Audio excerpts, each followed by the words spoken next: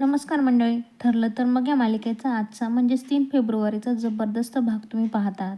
आजचा भाग पूर्ण कोर्ट ड्रामा, ट्विस्ट आणि सस्पेन्सने भरलेला होता.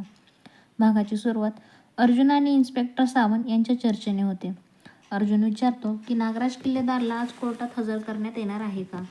पण कोणत्याही परिस्थितीत त्याला जामीन मिळता कामा नये असं तो स्पष्ट सांगतो. इन्स्पेक्टर सांगतात की नागराज अजूनही स्वतःला निर्दोष मानतोय आणि वकील शोधण्याचा देखील प्रयत्न करतोय.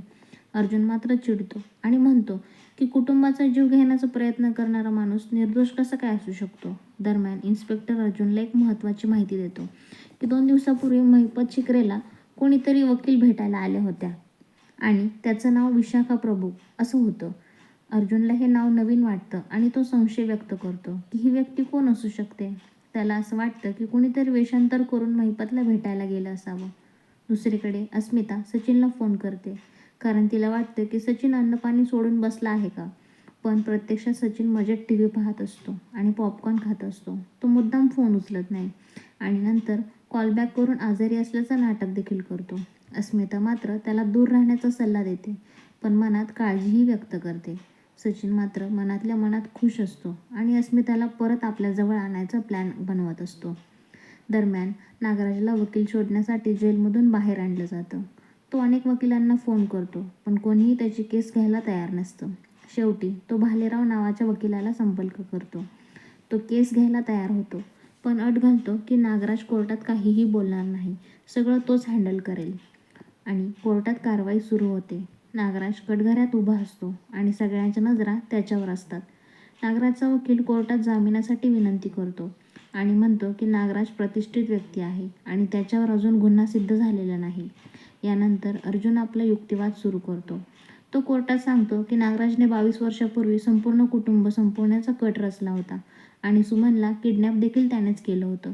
तो फोन, ते लोकेशन आणि व्हिडिओसारखे पुरावे कोर्टात सादर करतो.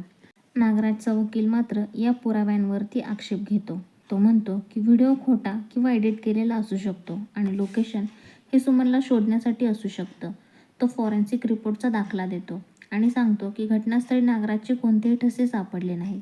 जज अर्जुनला ठोस पुराव्याबद्दल विचारतात तेव्हा अर्जुन सुमनला साक्षीसाठी बोलण्याची परवानगी मागतो.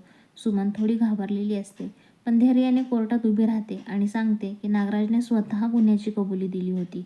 तिने सांगितलं की नागराजने कुटुंबाला मारण्याचा प्रयत्न केला आणि तिला किडनॅप देखील त्यानेच केलं होतं.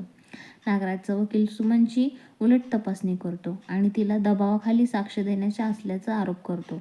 पण सुमन ठामपणे सांगते की ती जे काही बोलत आहे ते खरं बोलत आहे आणि कोणाच्याही दबावाखाली ती बोलत नाहीये. दरम्यान सुभेदारांच्या घरी सगळे कोर्टाच्या वकिलाबद्दल चिंतित असतात. घरात चर्चा सुरू असते आणि काही जुने आरोप पुन्हा उफाळून येतात. प्रियाच्या आणि कुटुंबातील सदस्यांमध्ये वाद होतो त्यामुळे वातावरण थोडंसं तणावपूर्ण बनलं जातं.